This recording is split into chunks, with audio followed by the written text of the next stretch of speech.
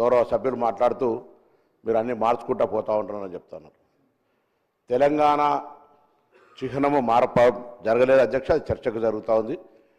తెలంగాణకు సంబంధించి ఎక్కడ కూడా గేయం లేదు. కొత్తగా తెలంగాణ ప్రభుత్వం తెలంగాణ సెంటిమెంట్కి అనుగుణంగా తెలంగాణ పేరు మీద ఏర్పడ్డ ప్రభుత్వం తెలంగాణకు సంబంధించి ఒక గీతం ఉండాలనే కనీస ఆలోచన లేకుండా లేనప్పుడు మా ప్రభుత్వం రాగానే తెలంగాణ గీతం ఉండాలనే ఒక గీతాన్ని తీసుకొచ్చి అధికారికంగా క్షేత్రస్థాయిలో దాన్ని వాడుతూ ఉన్నాం.